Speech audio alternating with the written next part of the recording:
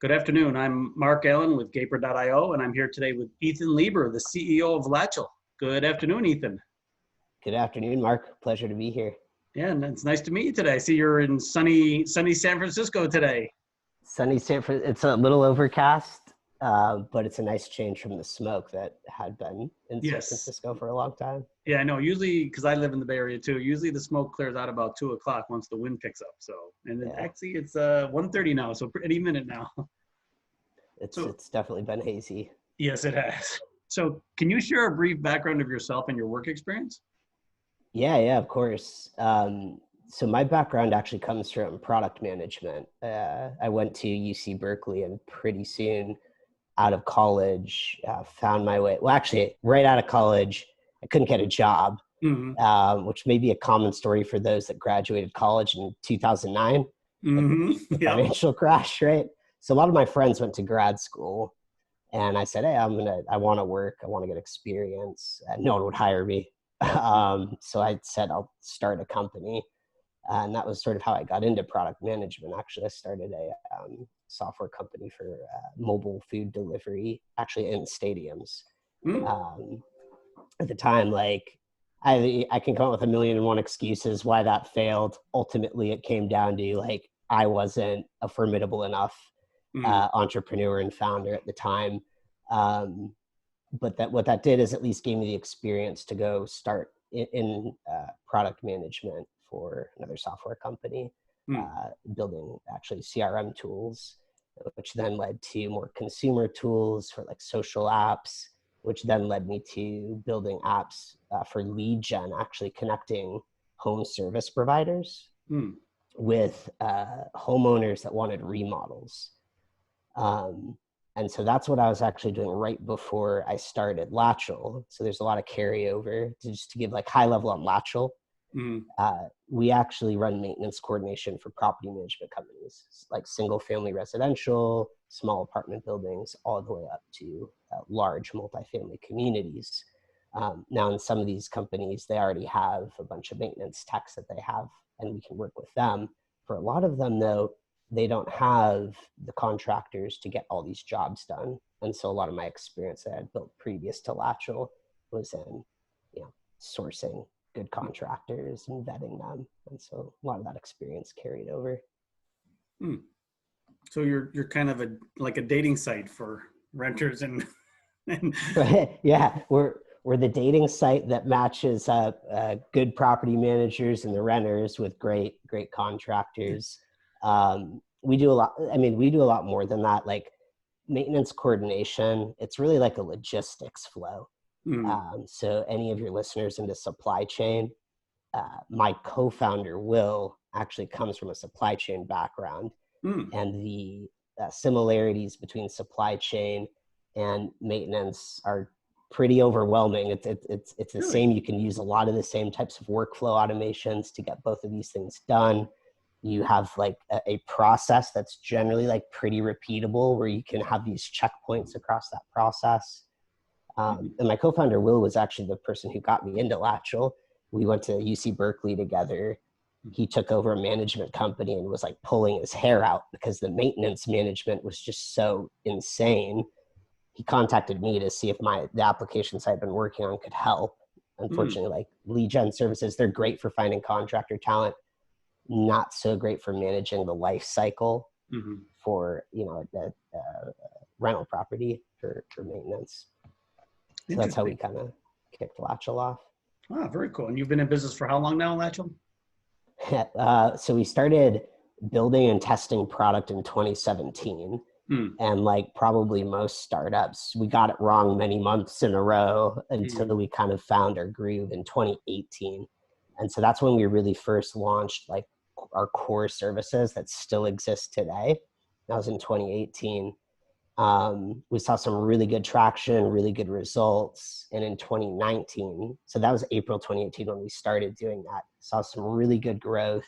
And then in January 2019, we went through Y Combinator.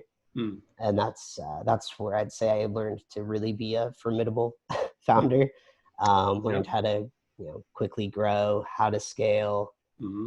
That's also actually, I know we're going to talk about remote. That's actually when we made the decision to become a fully remote distributed company. It was right wow. after Y Combinator. Very We cool. had elements of it prior to that. We were kind of like hybrid model maybe. But Well, after YC is when we went full. well, since you brought up remote, what has been your experience with remote employment? It sounds like you've always been an employer, or have you been an employee too? Oh, as a product manager. So when my first startup failed, I was a product manager. It started like ground level, worked my way. I think my first job, honestly, like I don't know what I was thinking. I was getting paid like $40K for doing product management. Now I'm like, wow, that's insane. Like now you look at like product management jobs, and I don't know, I think it's probably hard to find a product. And is that in the Bay Area? 40K in the Bay Area? That was in Los Angeles. Okay, well, still still pretty high cost of living. Right. When I said that, you were like, was this in like Kansas City or? No, I was on the West Coast. Tent under a bridge. So the thing that made that work out is part of that I was building actually a development group in Belize. So I actually lived in Belize for a year. So the 40K was great. I lived like I was making 200,000. So it worked out in the end. But yeah, it started there and obviously got more experience as a product manager. None of those positions were remote. Actually, these companies, every company I'd worked with before was pretty hard line, adamantly against remote work. Couldn't work, didn't make sense. You can't get productive people. So we actually didn't really experiment with remote until, I started Latchel with my co-founders. Very interesting. So what do you think is the future of remote employment, since you seem to have embraced it, and what do you think can be done differently to make it more effective? Yeah, well, I mean, I think, so maybe I can take a step back and kind of, let me tell the story of how we even got into remote, because I think it's relevant. So we actually started with, like most startups, not too much cash, so we couldn't get a big office. So we got a WeWork, and it was like 6 desks in one of like the big WeWork kind of cubicle offices. And at this time I was doing all the sales for us. And when I get on the phone, and you can probably actually hear me, like my volume spikes whenever I'm talking to someone like on the phone or Zoom. Yeah. So we had like our engineer sitting right next to me, Will sitting next to me, trying to like manage like the supply chain for maintenance coordination. And I'm on the phone just like 100x volume. They're like, oh my God, I can't even think. Like I can't hear myself thinking because I just hear Ethan's words like penetrating into my brain and my ears. And so basically they kicked me out. They're like, you can't do this here. Then of course we hired additional salespeople. I knew we couldn't have them in the office. Our operators are always on the phones with tenants. So we started with a hybrid model where a lot of the product, a lot of the engineering, program management, product management, design, boom, all there and co-located in an office. And it was the people that were like customer service, sales, always on the phone, that we started doing remote, and they worked from home. What we noticed was we started seeing a culture divide, and we saw that really quick, that the people co-located kind of behaved one way and held connections and relationships in one way. And the people that were remote started feeling excluded from that co-located group.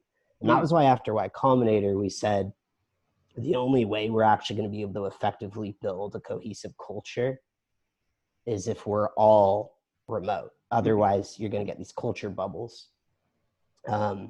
So that's why we decided to go from that hybrid model to fully remote. There's a lot of benefits to it. The obvious one is we don't have to pay all this like rent for office space.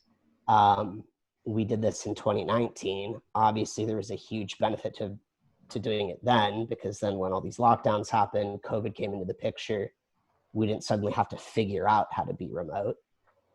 Also, as a startup, hiring great engineers is crazy hard. But being remote is a giant perk.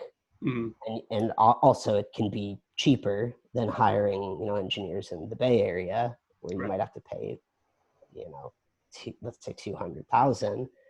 Whereas if you're hiring someone in the Midwest, like they're going to be same or higher quality, but understand like there's no way I'm getting like an awesome tech job in my city because there's very few companies here, but here's like, startup out of Y Combinator, very fast growth, like cutting edge, hiring remote. So yeah, that, like definitely want to work for them.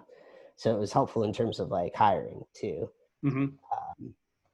The other thing that I think is probably underrated about the advantages of remote, it does force you to develop the appropriate processes that are good for any company, whether you're remote or not, faster. Like the companies that are effectively managing small teams remotely, they're already more scalable to effectively manage large teams versus like you can be managing a large team all in one location, but as soon as you go remote, communication's all over the place. Things are a mess. Like it's hard to train people. So, going remote first, it's almost like building an application like mobile first. Better to build mobile first. Better to build like for a remote environment first because it's going to be good even if you're co-located. Yeah, no, you're right. I think it really does force companies to streamline and really figure out ways to make everything more effective. Yeah, I think you also build muscles on maintaining the culture you want in your company or your team. Yeah. And I think like the culture piece gets really underrated and it's seen as like an afterthought. But the fact is like, if you're a founder, leader at a company, there's a lot to be said about your ability to push things forward. But like, as you grow and scale, you can't be responsible for that. Everyone in the company needs to be taking kind of responsibility and accountability. And it's like the culture of the company that's going to guide them. And so if you're not deliberately building your culture, it's being accidentally built either just by chance or a couple toxic employees. Right. So when you're remote, you need to take greater charge of how you kind of disseminate the culture, build the culture, hire the right people, and then actually build like tracking mechanisms to know like, they're doing a good job, delivering results. But the culture, is important whether you're remote or not. And being remote just forces you to pay more attention to it. Yeah, and those things you're talking about are like, depending on size of company, they have different things that they have to deal with for culture. A startup's going to be different than a company with 100 employees, different than an Apple. For sure. And like culture evolves, Latchel, we pulled a lot of like our culture principles from Amazon because that's where a lot of our leadership comes from. The co-founder, Will, comes from Amazon. That's where his career was. And they had a great kind of like framework for principles that led to like obviously amazing results for Amazon. So we kind of just said, all right, we're just going to take them. We're just going to rip those off. We're going to change some, modify them a little bit for what feels right for us. But I'd say every like 3 to 6 months, we make a tweak or a change. Not always a big change, but it's an evolving thing. And you realize like the one thing you had that was a benefit 2 years later is now hurting you or being misinterpreted by the team. So you adjust that. And then it guides people on how they work since, you do have less cues on culture when you're remote. The cues you pick up are like from the Slack messages you see, from the all hands meetings where you're on video. Yeah. And that can sometimes be hard to manage too. And like you talk about the future of remote work. I hope the future of remote work is that people can work remotely without the kids being home. That's the big challenge. Schools are in session, right?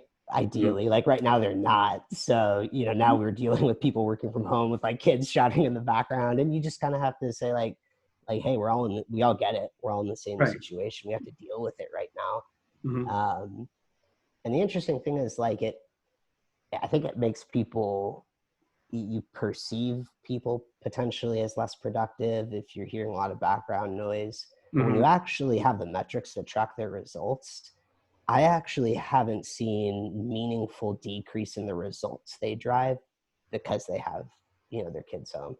And that might just be because like as parents, I'm not a parent, I don't have kids, so I can't speak to this personally. I just speak to it from what I see.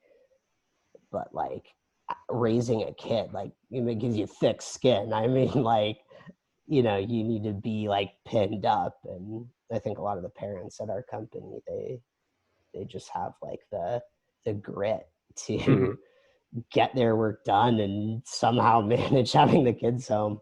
They make it work. And, I think too, that they appreciate that, the company's understanding of that, because it is a unique challenge. I mean, I have kids, but my youngest is 30, so it's not an issue with me. Right. Yeah. Easier than if they're 3 or 4. Right. Yeah. Big difference. Yeah. Yes. And it's different by age group of kids, anything under 5, they don't understand the difference between work that, mommy, daddy are working or not working. And then, as they get older, they understand it and they get to be teenagers. Don't worry. They don't want to deal with you anyway. Yeah. It's, so we have a mix for team members here at Latchel. Some have kids that are just graduating high school now, or in high school, and then we have a few with toddlers. And some, my co-founder Will actually, his son just turned 1. Oh, yeah. So it's like it's across the board, but you just kind of have to be empathetic to it and you manage it. Yeah. Ultimately, it comes down to like, what are the results? And you got to make sure you have the right tracking mechanisms. Yes. Yeah. And that's not to say like, we've been lucky. We've been able to support parents and just people generally that like are, feeling depressed from being kind of like in lockdown and things like that. But, ultimately, like if someone's not performing and you do your best, you do a performance improvement plan, you do all that. And if someone can't change the direction of their results, like right at that point, it's harder to have, right. empathy. I mean, fact is, like as founders, we're running businesses. Like you can't run a business if no one can get done what needs to get done. Yeah, no, I agree. So what is the story behind Latchel? What's the journey been like? And basically, who's your target customer and what services do you offer? Oh, yeah. So for our business, we work with property management companies, single family, small apartments, even up to community multifamily. There are a couple big problems that we solve for in management. The biggest one is like margins are really tight. So one thing we look at is, well, how do we improve the margin equation? If you have to hire lots of maintenance administrators, it eats that margin up. So one of the things we do is we have a maintenance coordination platform that fulfills on most of that. So you can manage your maintenance in a more scalable way. The other piece with margin is we have to look at, well, how can we actually take a unit like an apartment or a home and increase the revenue you're driving as a property manager, right? So rather than actually charge our customers for our maintenance platform, our property management customers actually get that component for free, because what we do is we include it in concierge services we deliver to tenants. And so like a tenant, whether it's like multifamily, single family, the residents who are living in these homes, if you look at the research, there's 2 things I think are interesting. One, 74% of people actually will not renew a lease, not because of job or life changes, but because of poor service. So 74% of the people that don't renew a lease say it's because of poor service. Wow. And it comes down to 2 things: responsiveness. So if they feel like their manager isn't picking up, if they're slow. So if you own a property, let's say you're just a landlord with 2 homes, every time you let that go to voicemail or don't pick up the phone or don't respond within 10 minutes, I'm ballparking the 10-minute, there's some range here, that tenant's more likely to not renew the lease. And that costs you a month, 2 months, who knows, of revenue, in addition to all the costs of turning the unit, right? And then the second thing is they feel like their manager just doesn't care. And so what we do is we create concierge services where we basically give the residents a personal assistant for the home. And so they can call, they can text, they can even do video chat, and we're on with them in 60 seconds or less, helping them with anything they need. Obviously, repairs, maintenance is a big one. But outside of that, we even help like clean their home. We'll coordinate like people to come in, mount the TV, unpack, moving, all this stuff. So I don't know how many listeners here are property managers or do single family apartments, whatever, even community multifamily. But if you're looking to enhance resident services and get some advantages on the maintenance fulfillment, that's why you choose to work with Latchel. Very cool. So the current situation, we've talked a little bit about this. The pandemic caused everybody to go remote. You already were remote, but did that cause any challenges or roadblocks that you didn't expect? Yeah, I think when it first happened, we kind of said, well, we're already remote, so cool. We don't have to worry about this too much. What we quickly found out was, the lockdowns in combination with, George Floyd, Breonna Taylor, all the protests that started, even the way, just not even necessarily how everything was handled, but just the language that has dominated social media around politics and everything. It was like you basically unleashed a storm of negativity when everyone was already in isolation, separated from their social groups. And we didn't, I guess I'm trying to say is early on, we just didn't expect how impactful the negativity was going to be. And how, I think, emotionally impactful all the protesting was going to be. I mean, we didn't know the protests were going to happen until, obviously the murder of George Floyd and everything started going on. But it really weighs on people. We all want, our communities, our country to be better. And you see all this happening, you're in lockdowns, we can't figure out how to get the economy going, everyone's unemployed, there's so much divisiveness. It was a huge emotional weight on people. And what we had to figure out is, well, in a remote environment, how do we handle that? Right? If you're co-located, if you're all in one office, where you can take people out to lunch, you can sit with them. I mean, actually, I guess during COVID, no one could do this, right? Right. But you have to figure out, well, how do we support people? And nowadays, I don't even think this is the same for me. I think probably my generation and older, we built a lot of social networks in the places we lived. And I think we had strong social networks even outside of work. But I think new workers coming into the workforce, there's much less of that. I'm noticing at Latchel, we're all kind of now, and actually I guess I'm in this boat too because of how much I've had to move. We're now in situations where we're getting so much social interaction and friendships actually from work.